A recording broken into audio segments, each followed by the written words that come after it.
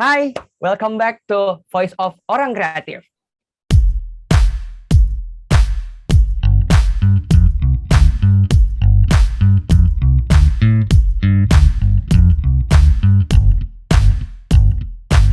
Berjumpa kembali bersama aku Indra Winata dan udah cukup lama nggak nge-host podcast karena biasanya ada Kavina Silmi yang nge-host gitu ya. Dan sekarang kembali lagi dengan aku, tapi bintang tamunya di pagi hari ini ada 2 orang, formatnya baru lagi. Ada 2 orang tamunya di hari ini dan spesial banget karena jujur aku pengen banget belajar dari kedua tamu ini karena orang-orang top. Masih muda, top, bersahaja. Wah, berlebihan sekali. Tapi benar-benar kita harus belajar banyak banget. Kita akan sambut yang pertama adalah CEO Fokraft, Kavina Silmi Febriani. Wih, halo Kavina, selamat pagi. Hai, selamat pagi semuanya. Luar biasa. Dan kita sambut lagi yang kedua dari sudut paling kiri. Waduh, kan nggak ada yang tahu ya sudut kiri kanannya. Udah mulai senyum-senyum. Ada CEO of LP3I, Kak Mahanugra Kinzana. Wih, Halo, selamat pagi. halo. Halo. Ini adalah apa kabar, Kak Nugra? Pertama aku pengen nanya kabar dulu nih. Baik, alhamdulillah. Alhamdulillah, luar Apa biasa. kabar, Mas?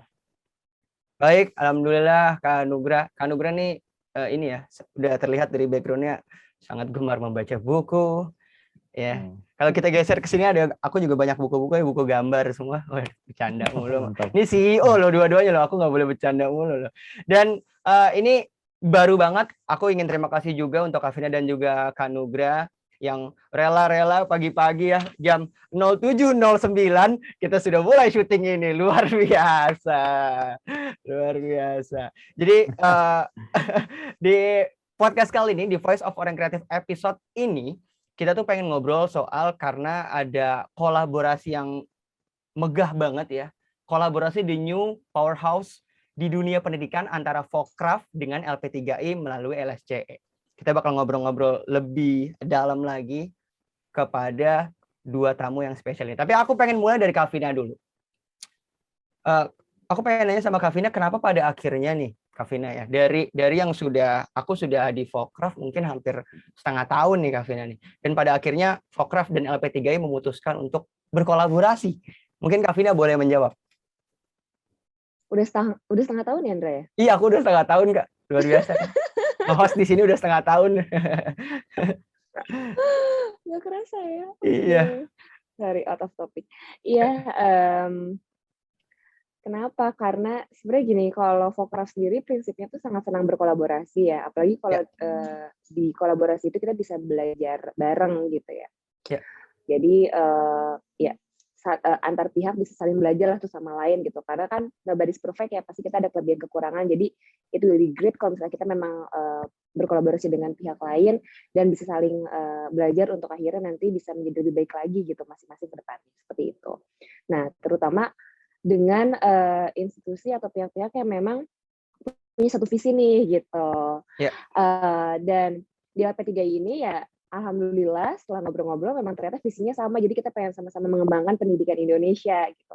Dan yang spesialnya di sini kayak gue personally tuh seneng banget karena LP3I juga isinya banyak anak muda ya.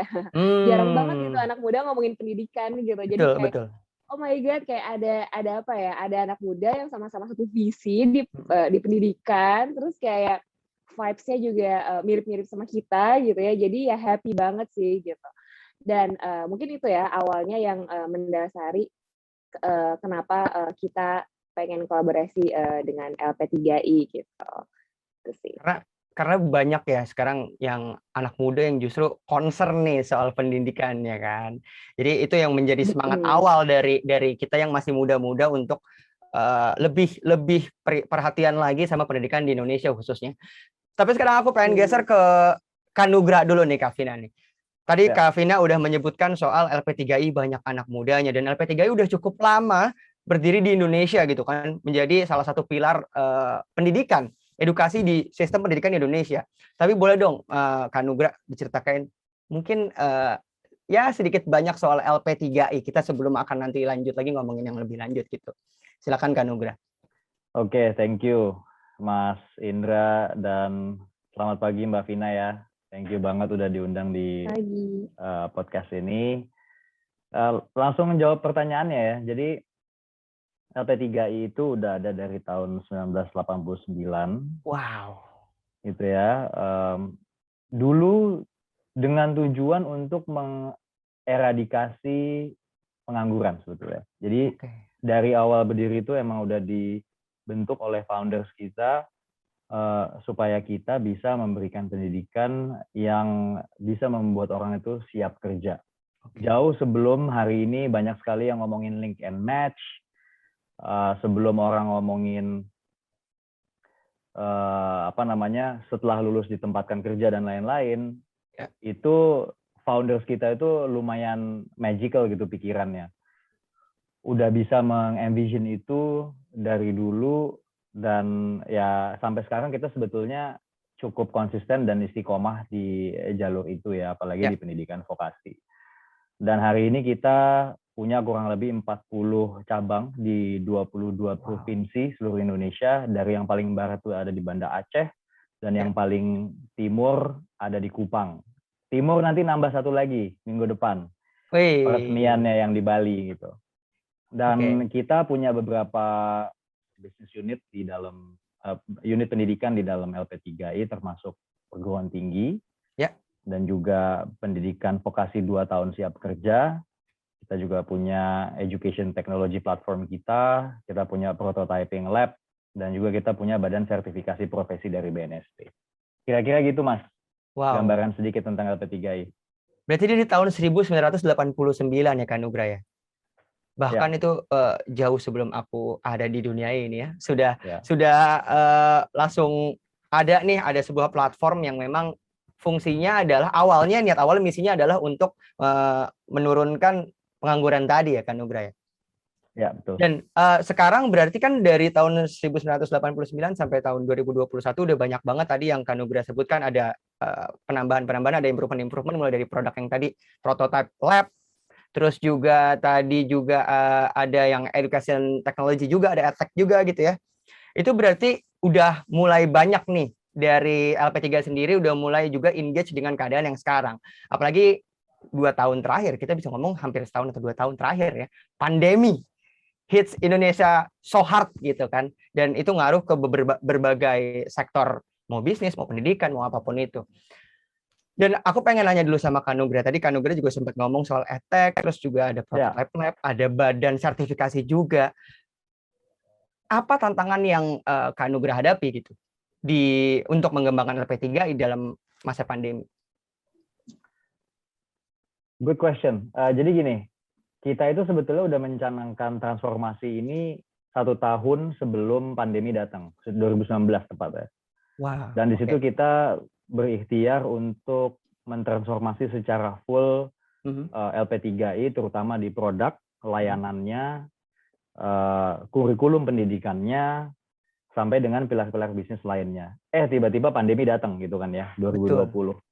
Unexpected, dan ya banyak suka dukanya. Yang pertama itu ada silver liningnya, bahwa kita dipaksa oleh alam semesta ini untuk bergerak ke perubahan lebih cepat. Betul. Itu silver lining dan hikmahnya. Ya. Sehingga hari ini kita berada di posisi yang sangat ngebut gitu. Ya. Jika pandemi nggak datang waktu itu, mungkin keadaan bisa dibilang lebih stable, kita tidak lebih banyak PR gitu.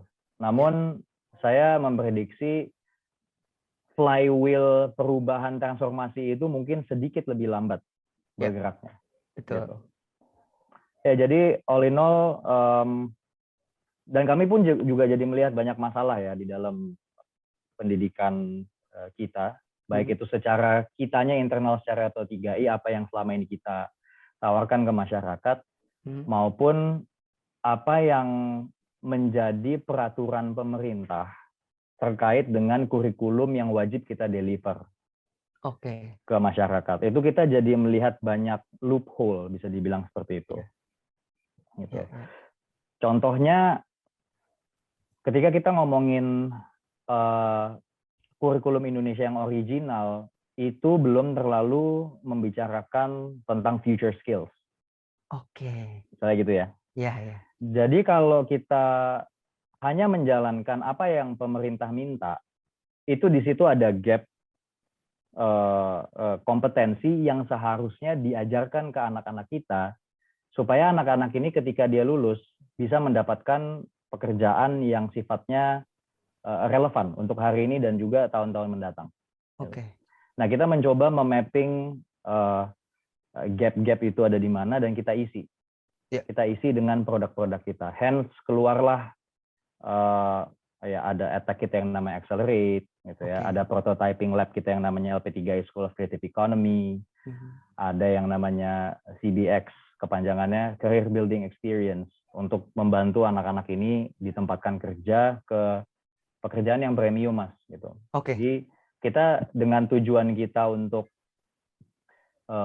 membuat orang ditempatkan kerja atau mengurangi pengangguran, kita juga nggak pengen orang itu jadi cuman asal kerja, gitu ya. Gitu. Kita pengen orang tuh punya pekerjaan yang bisa membantu mereka di kehidupan mereka gitu. Dari segi kesejahteraan, dari segi aspirasi karirnya tersalurkan, itu kan harus di tempat pekerjaan yang atau perusahaan yang bisa memprovide itu gitu kan. Betul, betul. Nah, jadi kita tuh pengen anak-anak kita itu live life to the fullest. Menjalani hidupnya itu sesuai dengan kapasitas yang paling optimal dari setiap individu. Ya. Itu tujuan kita, Mas. Oke.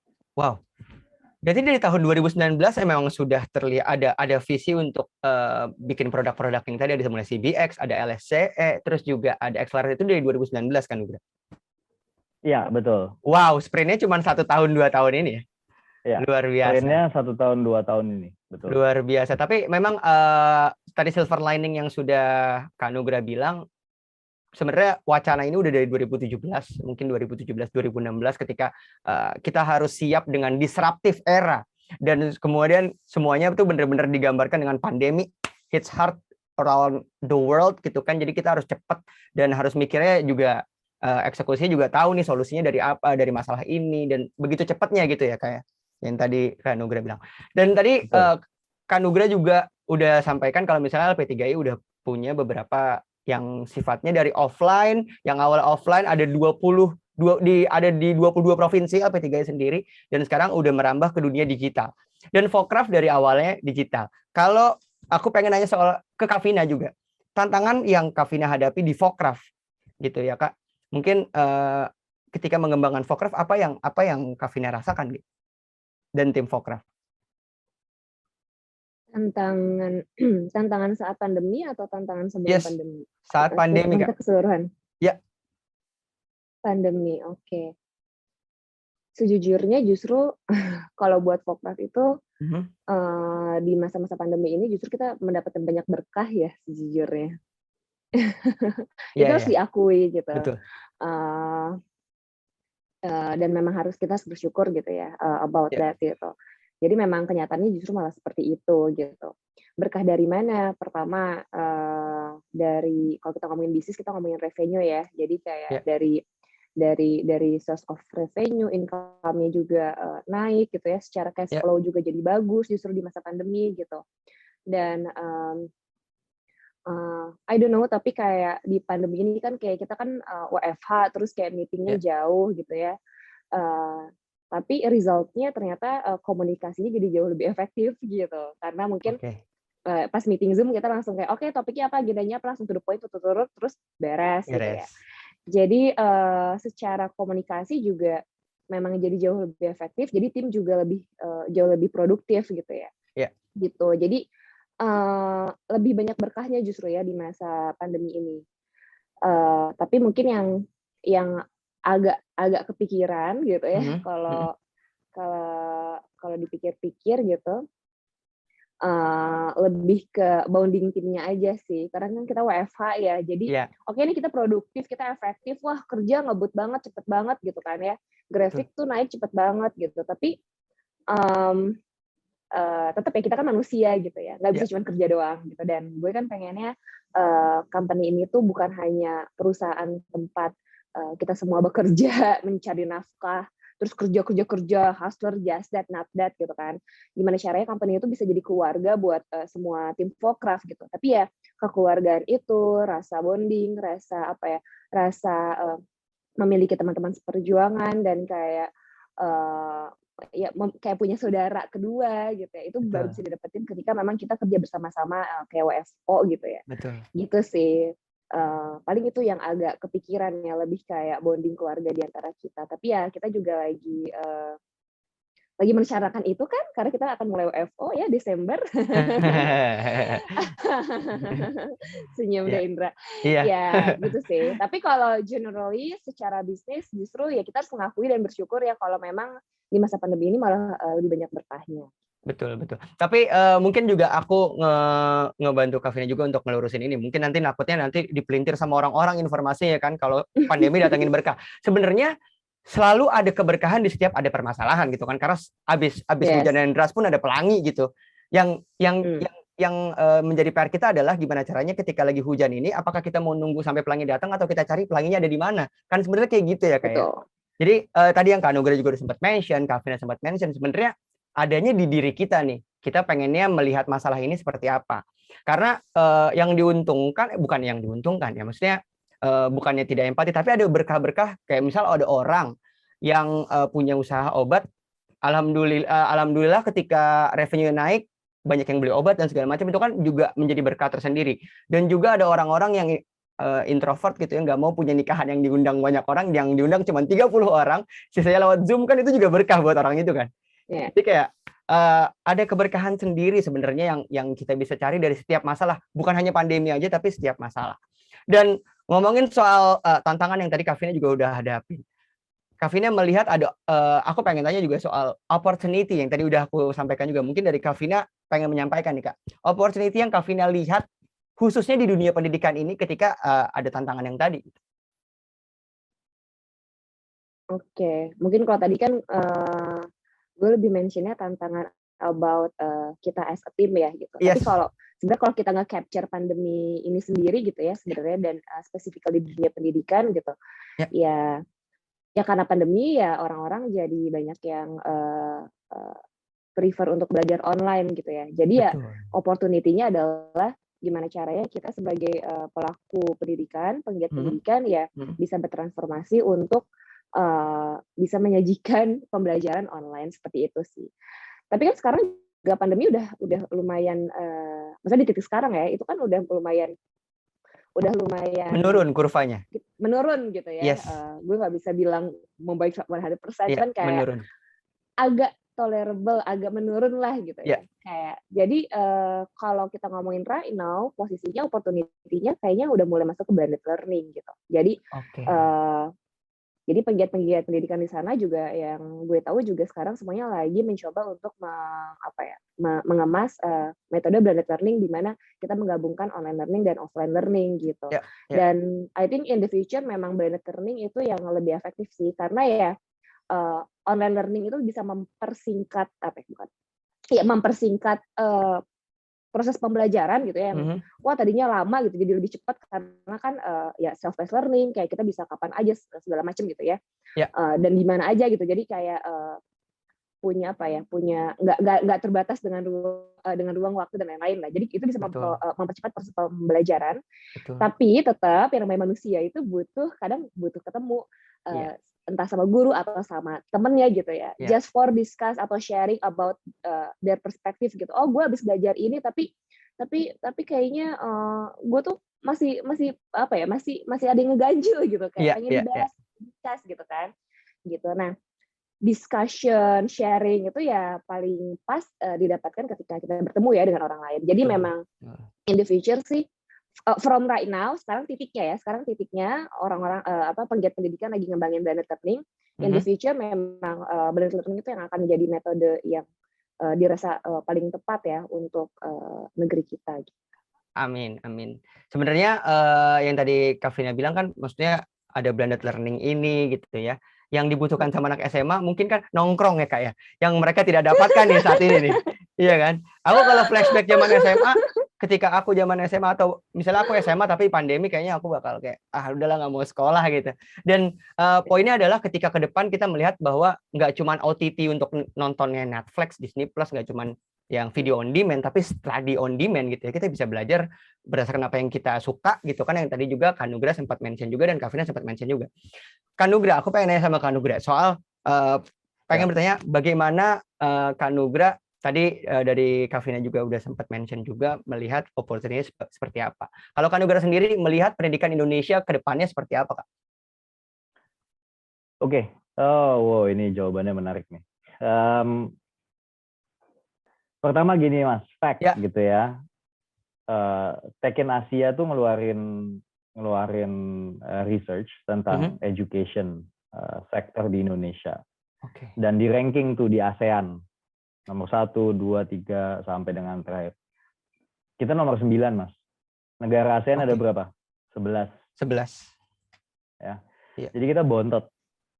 Dan itu dinilai itu dari berbagai macam aspek. Contohnya tenaga pengajarnya. Output hasil lulusannya tuh kayak gimana kualitasnya. Sarana prasarana. Kualitas kurikulum. Dan lain-lain banyak tuh matriksnya. Yang kita nomor 9 gitu ya. Jadi kalau dilihat bagaimana pendidikan Indonesia ke depan, kalau kita lihat hari ini dulu deh gitu ya, sangat ketinggalan gitu.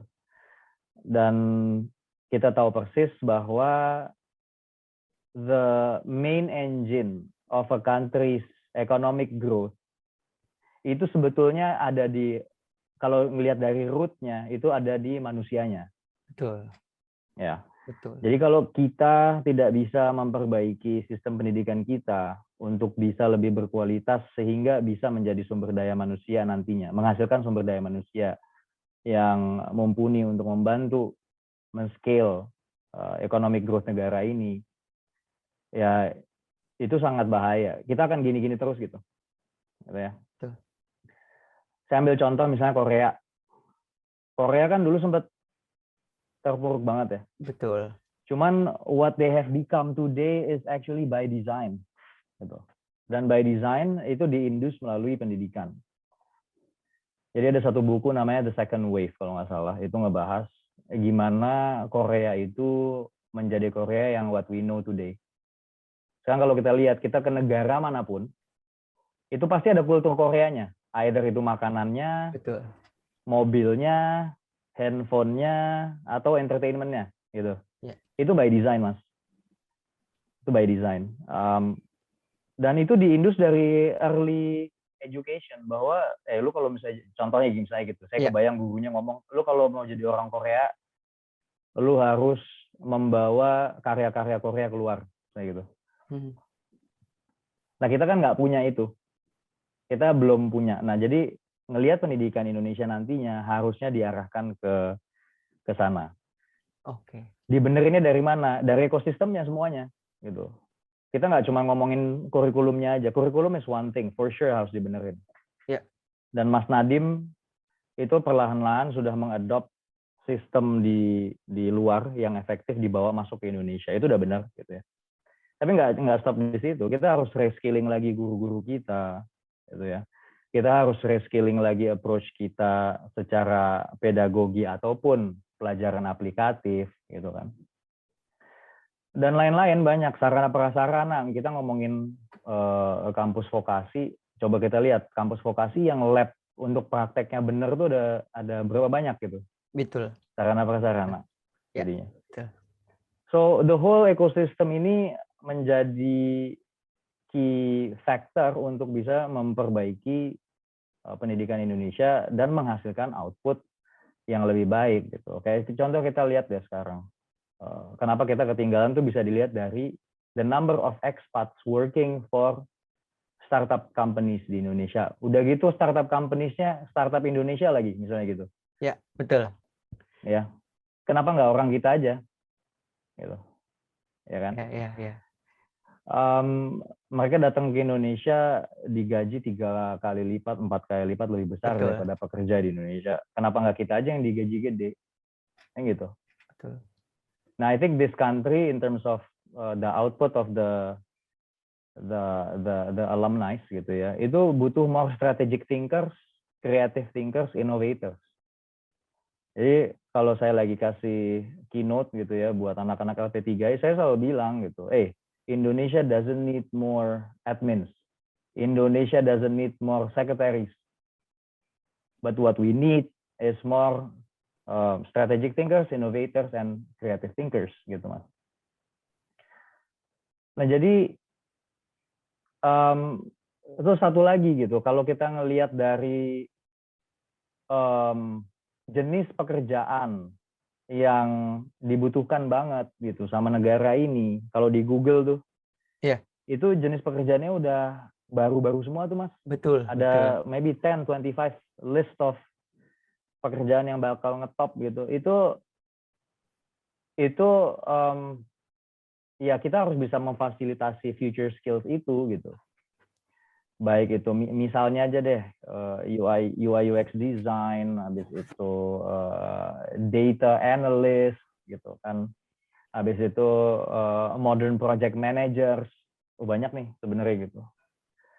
Itu yang harusnya di-deliver sama institusi pendidikan seperti kita.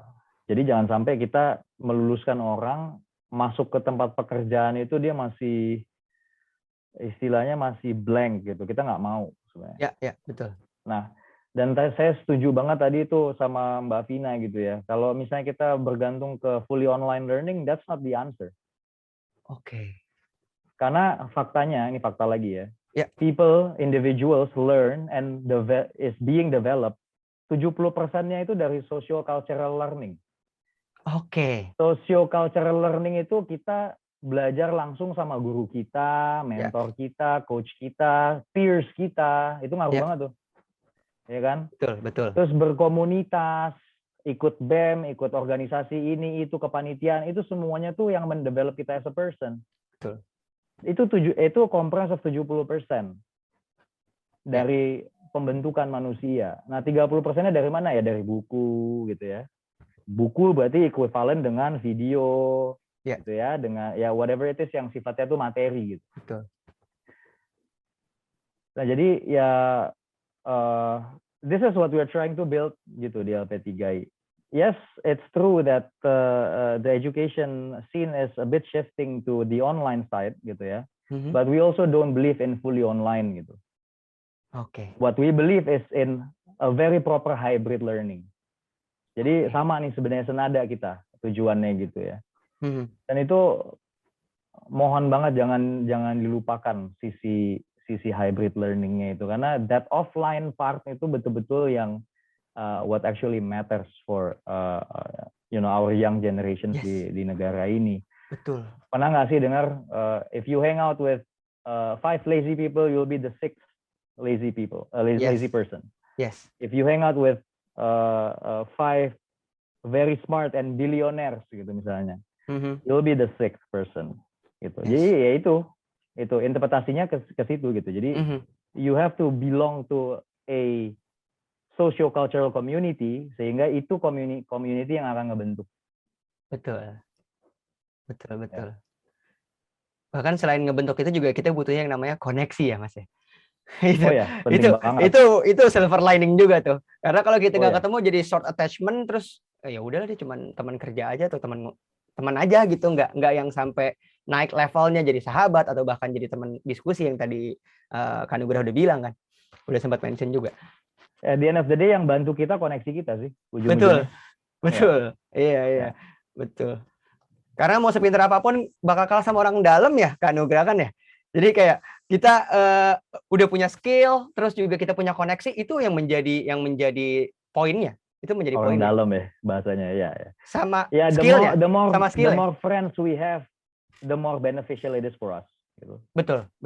Makanya di kami itu kita push banget gitu semua orang untuk lu kalau bisa ikut komunitas. Ya. Ini students dan juga ini ya tim manajemen kita ya. Ikut komunitas dan make time for silaturahmi, lu disiplinin gitu. Seminggu silaturahmi 2 kali misalnya. Oke. There's always something good happening after a very good silaturahmi. Betul. Itu yang kita believe. Betul. Ya. Ya. Karena kita nggak tahu rezeki kita terbukanya gara-gara teman yang mana ya, Kak ya. Jadi Ya. itu pentingnya untuk kita. Dan tadi Kak Nugra sempat ngomong soal innovation, terus juga creativity, technology, dan juga itu menjadi fokus utama juga dari LP3I School of Creative and Economy. Yang juga nantinya kita, yang tadi sudah di-tease juga sedikit sama Kak Nugra, kita LP3I juga bakal ngerilis satu cabang baru di Indonesia Timur lewat yang nanti ada event di Bali, namanya Temple of Learning Summit. Dan kita pengen ngobrolin soal Temple of Learning Summit nih, Kak Nugra nih. Dan LP3I School of Creative Economy juga kan punya 3 aspek itu ya, Kak ya. Yang inovatif, terus juga ada well-being, dan juga ada technology yang pengen dibawa fokusnya sama LSC itu sendiri. Tapi pengen tahu deh Kak Nugra, kenapa pada akhirnya LP3I mengadakan Temple of Learning Summit 2021? Oke. Jadi Temple of Learning Summit 2021. Temple of Learning Summit-nya sendiri, Mas, itu akan jadi flagship event kita setiap tahun. Oke. Setiap tahun sekali ada kita bikin di Bali, menjadi sebuah festival pendidikan lah, gitu ya. Oke. Ya. Dan tahun ini kita mengangkat tema itu Evolving to Future-Proof Organization, atau menjelma menjadi perusahaan atau organisasi yang siap menghadapi masa depan. Kira-kira kan gitu bahasanya. Ini kita ngelihat fenomena sih, Mas. Karena pandemi itu kita ngelihat ke diri kita sendiri betapa tidak siapnya gitu ya. LP3I Group tuh nggak siap untuk menghadapi pandemi gitu. Dan itu menjadi sebuah ketakutan yang sangat besar bagi kami di manajemen gitu. Kami cuma takut, simpelnya gini ya, mungkin kalau dipersingkat. Kalau tim kita itu tidak bisa mengejar ketertinggalan gap kompetensi yang dibutuhkan sama dunia bisnis hari ini, itu akan banyak hal di bisnis kita yang jalannya jadi lambat sekali. Saya kasih contoh satu, misalnya inovasi produk. Kalau misalnya orang-orang kita tidak punya referensi atau wawasan atau horizon untuk bisa berinovasi, produk kita ini lama-lama obsolete, gitu ya. Semua produk ada life cycle-nya kan. Betul. Ya pasti lama-lama obsolete, dan mungkin obsolete-nya lebih cepat gitu. Nah, ketika itu terjadi, ya berarti lebih sedikit orang yang akan membeli produk atau layanannya, ya. Dan ketika itu terjadi, ya tinggal tunggu waktu aja gitu. Betul. Untuk bubar jalan gitu kan. Ya, kita betul. Itu ketakutan kita. Dan selama pandemi ini pun juga kita sering dapat brief dari perusahaan-perusahaan ternama, saya nggak usah sebut merek ya. Itu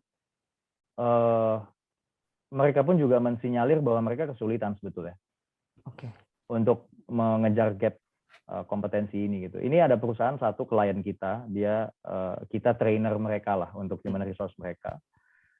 Ini perusahaan gede, national scale, bahkan international scale sebetulnya.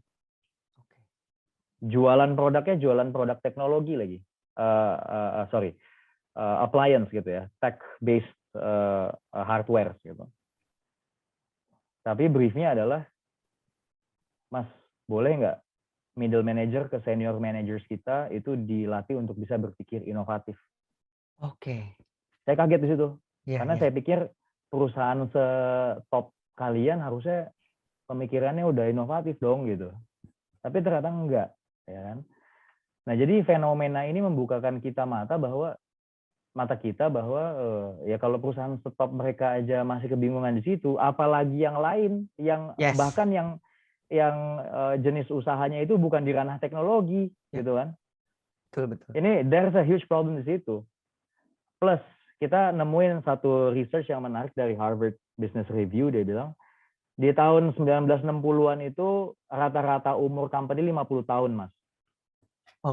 Kalau sekarang di 2020-an itu cuma 15 tahun. 15 tahun. Jadi bayangkan betapa cepatnya dunia bergerak dan betapa lambatnya perusahaan itu mengejar perubahan itu. Ya, perubahan itu. So with this event kita pengen ngebahas gitu ya, dari segi fear-nya.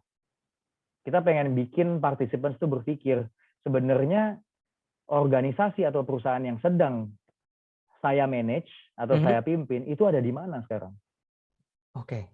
gitu ya, ada di mana. Sehingga itu menjadi alat penyadaran buat mereka. Am I doing good? Am I doing okay? Am I doing bad? Gitu. Am I lagging behind? Gitu. Nah dari situ kita juga menawarkan, bukan cuma fear-nya aja gitu ya, bukan bikin orang takut doang. Cuma kita menawarkan juga hopes and dreams-nya apa untuk mereka. Nah itu diisi dengan workshop, gitu ya, tentang tiga hal yang tadi Mas bilang, teknologi, well-being, sama innovation. Workshops, keynote speeches, discussions, langsung dari thought leaders di bidang-bidang ini, gitu. Dan yang bagi yang datang offline nanti itu benar-benar selected 50 people dan it's kind of like eksklusif karena kita 50 orang ini living in a bubble. 3 hari bersama-sama 50 orang ini, baik itu peserta ataupun pembicara. Jadi bisa benar-benar interact with each other dengan intimacy, gitu ya. Dengan intimacy sehingga nggak cuma ngelihat speaker nggak cuma as a speaker yang susah di reach. Gitu. Tapi kita pengen speakers itu reachable yang kita bisa ajak ngopi di Mas kita kopi yuk di courtyard kita, di courtyard kampus kita sambil ngobrolin tentang innovation misalnya. Gitu. So we want to give people ketika dia pulang itu benar-benar hopes and dreams yang mereka bisa langsung aplikatif gitu. Aplikasikan. Ya. Aplikatif. And then we will also do a lot of fun activities yang sifatnya relaxing, gitu ya. Forget about your burden in your city atau hometown, gitu ya. You come there, learn, experience, connect with people, and have meaningful takeaway to bring back home and make your organization and company even stronger. Gitu Mas. Sebenarnya tujuannya itu Mas. Jadi kembali lagi kalau saya bisa sum up, fear kita buat mereka berpikir gimana mereka berada sekarang dan kemudian hopes and dreams, what they can become, gitu ya. And how can they reach that goal? Gitu Mas dengan ini. Berarti memang berangkatnya karena fear, berangkat dari masalah juga, kita kasih tahu masalah dari LC sendiri lewat Talks ini dikasih tahu masalahnya seperti ini, nanti kita ada nih solusinya dengan hopes and dreams yang tadi Kak Nugra udah sempat mention juga. Jadi acaranya cukup panjang ya, 3 hari in a bubble, intimacy, dan bareng sama speaker-speaker yang lain juga. Jadi kebayang sih, aku bisa ngebayang ya. Aku bisa ngebayang ketika biasanya keynote speaker abis mereka ngomong udah pulang, selesai acaranya, dan that's it, that's all gitu. Nggak ada yang obrolan lebih lanjut kayak aku pengen nanya di Pak soal ini. Mungkin ada discussion yang akan seperti itu nantinya kan, ketika live in a bubble. Dan aku pengen nanya juga sama Kak Vina. Tadi udah sempat kasih teaser juga di awal bahwa kolaborasi di New Powerhouse dunia pendidikan antara Focref dan LP3I lewat LSC ini. Dan aku pengen nanya sama Kak Vina. Dengan diusungnya Temple of Learning Summit 2021 sebagai flagship eventnya LSC juga nantinya. Apakah ini merupakan manifestasi? Ya bukan manifestasi, mungkin terlalu berat ya. Karena aku formal banget nih ngobrol sama CEO, jadi ke bawah formalnya. Salah satu bentuk implementasi dari visi yang dimiliki oleh Focref. Of course ya, maksudnya kalau kita ngomongin visi long term sebenarnya gitu ya. Tapi kan untuk menggapai visi itu kan ada step by step-nya gitu ya. Ada milestone-nya gitu ya.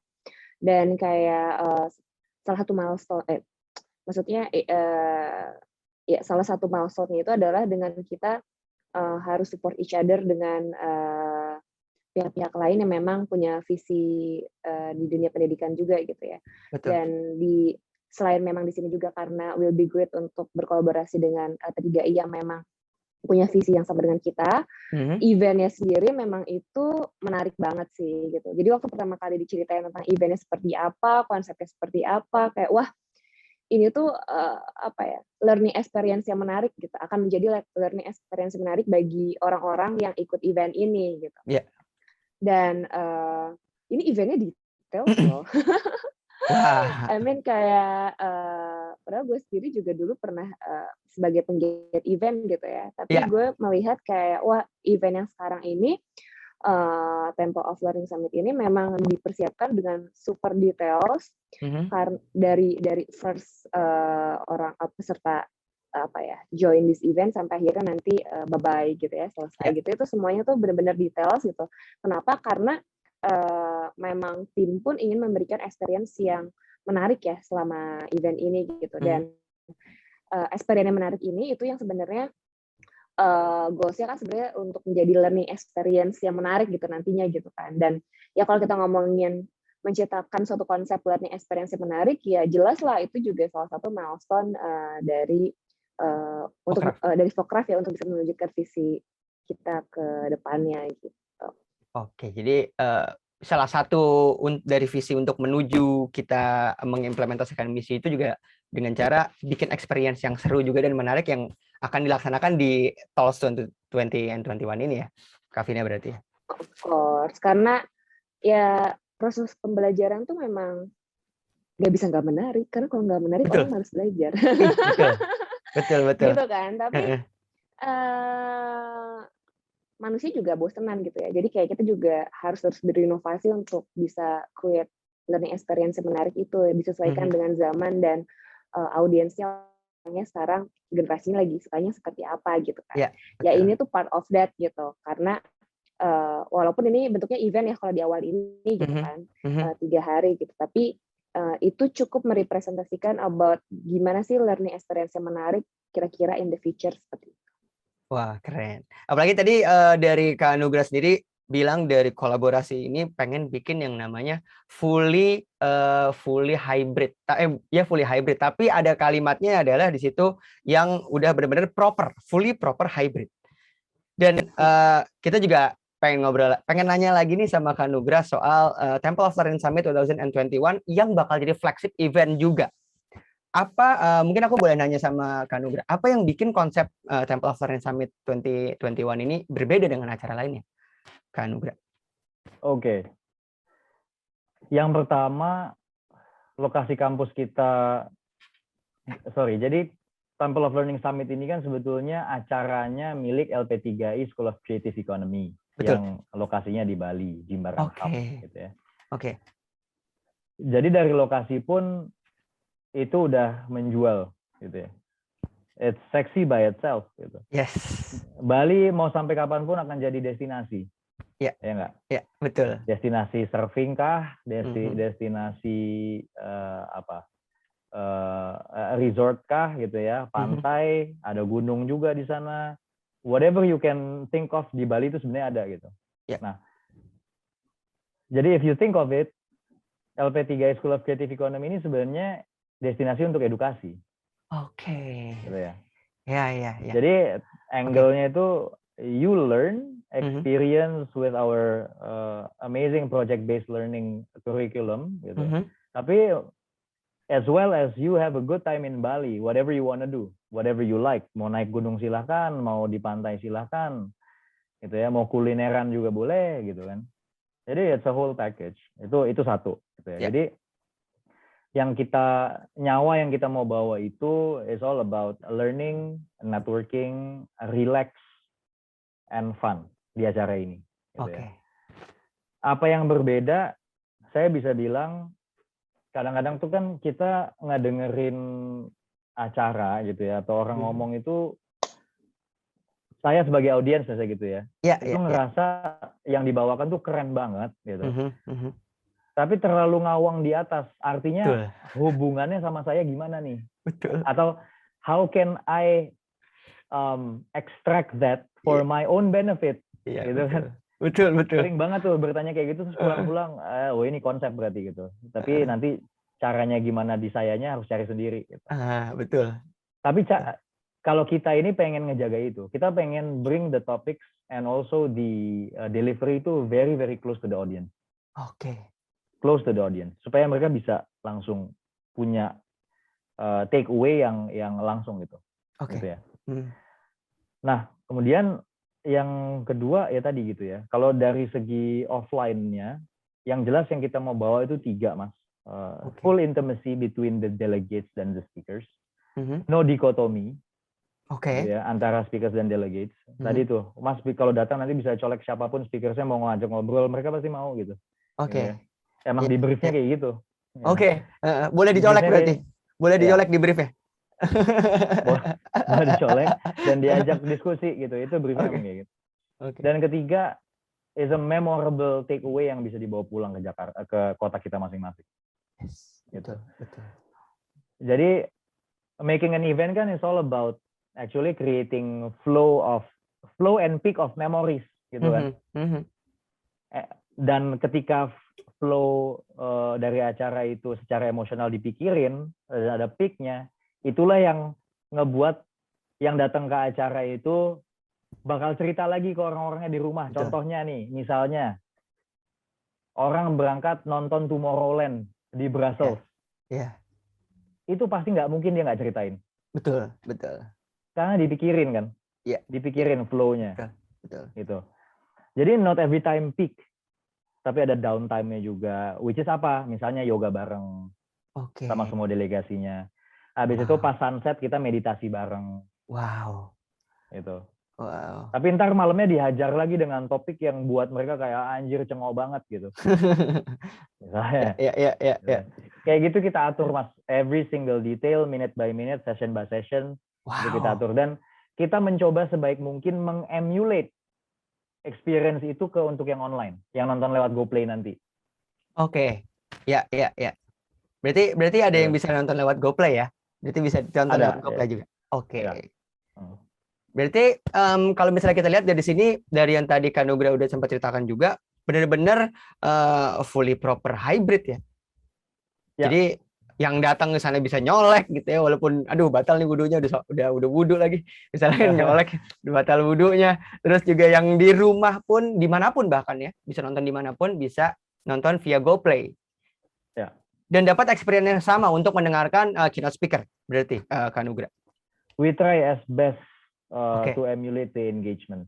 Gitu. Mantap, keren. Berarti kalau misalnya buat yang pengen nonton juga nanti bisa lewat GoPlay atau ya bisa datang ke Bali. Tapi hanya 50 participants aja ya, Kak Nugra ya, yang bisa datang ke Bali. 50. Karena kita kan juga harus menghormati bahwa corona masih ada. Betul. Supaya nggak diusir Satpol PP atau pecalang ya. Kita menjaga itu dan kita memang sudah dealnya 50 people delegate, sisanya speakers dan panitia. Wow, oke. Gitu. Oke. Nih, tadi udah dikasih tahu juga sama Kak Nugra, dikasih tahu juga sama Kak Vina, kita sharing di Voice of Creative episode yang menurut aku di sini adalah ini full belajar banget dari dua orang hebat di Indonesia, di dunia pendidikan khususnya. Ada Kak Nugra dan juga Kak Vina. Terakhir, aku pengen nanya sama Kak Nugra dulu. Apa yang menjadi, mungkin jadi closing statement juga ya, apa yang menjadi harapan Kak Nugra nih dengan adanya event Temple of Learning Summit 2021 ini? Harapan ya. Yes.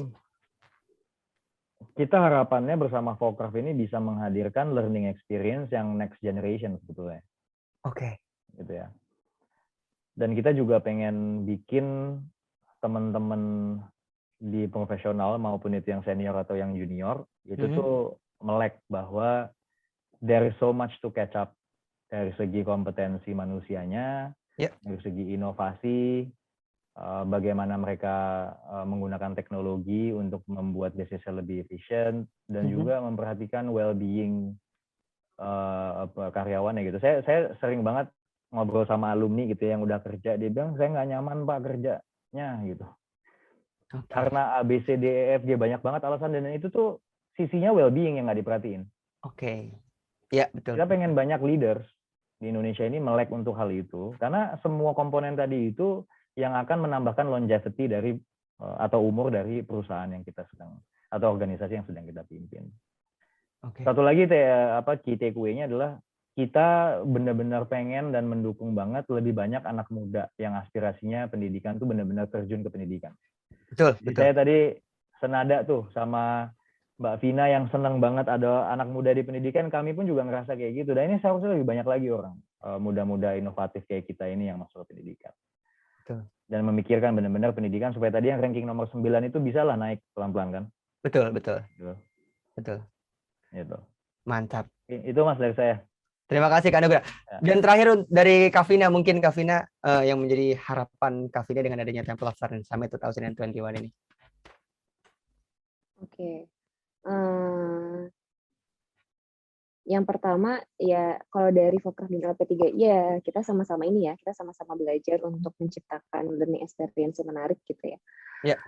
Apalagi terutama kalau buat Fokraf kan kita juga belum pernah ya bikin offline learning gitu. Yes. Jadi ini juga menjadi pembelajaran yang sangat menarik juga gitu buat kita gitu. Tapi yang perlu lebih di-highlight adalah ini kan our first collaboration gitu, dan ini tuh istilahnya ya kalau misalkan ada pihak yang bekerja sama, first collaboration adalah sesi perkenalan gitu kan. Betul. Nah kalau gue sendiri berharap ini bisa menjadi perkenalan yang baik gitu ya, untuk menjadi langkah awal supaya kedepannya kita bisa collaborate di stepping stone selanjutnya untuk akhirnya kita bisa naik bareng-bareng gitu ya. Dan yang naik bareng-bareng ya nggak cuma kita aja gitu, tapi ya kita juga pasti open kok dan mau bekerja sama dan berkolaborasi dengan pihak-pihak yang mau nih gabung dan mewujudkan bersama-sama visi kita bersama gitu. Iya, betul. Jadi I hope gitu sih, kayak in the future kita akan naik bareng-bareng gitu. Amin. Ya. Amin. Dan pendidikan Indonesia juga makin terus bisa bertransformasi untuk menyesuaikan zaman sehingga bisa memberikan esensi ilmu dan pembelajaran terbaik untuk masyarakat Indonesia gitu ya. Amin. Dan of course kita juga open untuk kolaborasi dengan pihak-pihak lain. Ayo kita kolaborasi bareng dengan Fokraf dan LP3 untuk mewujudkan itu semua in the future. Luar biasa, keren.